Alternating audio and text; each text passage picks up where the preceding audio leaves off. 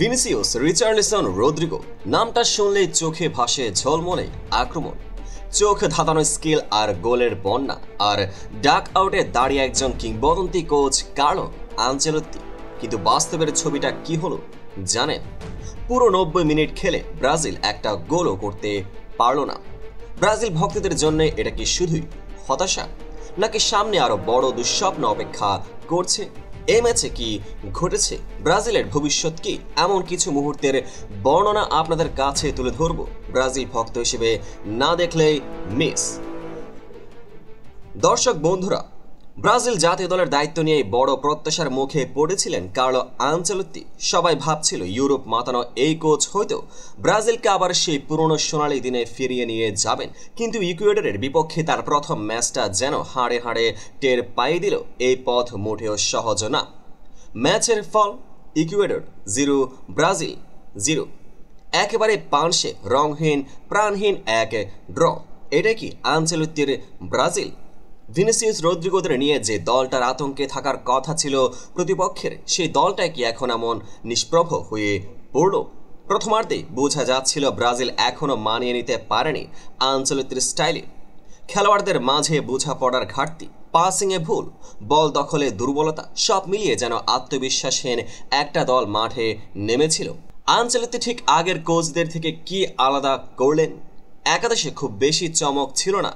Practice session দেখে Brazilian media যে দলটা অনুমান করেছিল, আনচেলত্তি হুবহু সেই দলই নামিয়েছেন।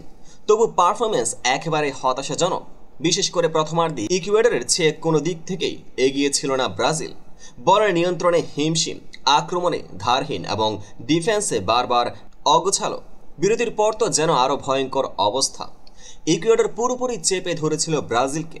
তারা যদি ফিনিশিং একটু তীক্ষ্ণ হতো, তাহলে হয়তো এই ম্যাচটা হারও হয়ে যেতে পারত ব্রাজিলের। ম্যাচে একেবারে যেন একটু প্রাণ পাওয়া গেল 76 মিনিটে ক্যাসেমিরোর শটটা যখন দুর্দান্তভাবে বাঁচিয়ে দিলেন ইকুয়েডরের গোলরক্ষক। তবে সেটাও বাঁচাতে পারল না ভিনিসিয়াস, রিচার্লিসনের বিবর্ণ পারফরমেন্স। আনচেলত্তি বদলি হিসেবে নামালেন মার্টিনেল্লি আর ম্যাথিউস কুনিয়াকে, কিন্তু পরিবর্তনের আশা এনে কোনো বাস্তব ফল পাওয়া গেল না। যেমন ছিলেন তেমনই রইলেন অধারাবাহিক অচেনা এক ব্রাজিল। অবশ্য এখানে প্রশ্ন উঠছেই, আনচেলত্তিকে দায়ী করব পুরোপুরি? প্রথম ম্যাচ, মাত্র কয়েকদিনের প্রস্তুতি, একটা বড় টেকটিক্যাল পরিবর্তন, এসব তো সহজ নয়। কিন্তু সত্যটা হলো, ব্রাজিলের ভক্তরা যা আশা করেছিলেন তার ধারে কাছেও কিছু দেখাতে পারেনি দলটা। এখন দক্ষিণ আমেরিকা বিশ্বকাপ বাছাইয়ের টেবিলেও সুবিধাজনক জায়গায় নেই তারা। 15 ম্যাচে মাত্র 22 পয়েন্ট নিয়ে রয়েছে চতুর্থ স্থানে। আর ইকুয়েডর, তারা এখন দ্বিতীয় 24 পয়েন্ট নিয়ে। মানে এই ড্রটা ইকুয়েডরের জন্য প্রাপ্তি, কিন্তু ব্রাজিলের জন্য স্পষ্ট ব্যর্থতা।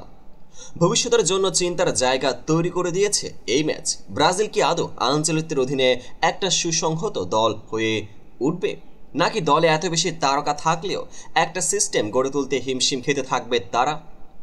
প্রিয় দর্শক বন্ধুরা, আপনাদের কি মনে হয় এই পারফরমেন্সের সাময়িক একটা সমস্যা, নাকি সত্যি আনচেলত্তি ব্রাজিলের জন্য সঠিক কোচ না? কমেন্টে জানান আপনাদের মতামত। আর এমনই বিশ্লেষণধর্মী স্পোর্টস কভারেজ পেতে চোখ রাখুন আমাদের চ্যানেলে, পেজটিকে ফলো করুন, পাশে থাকুন।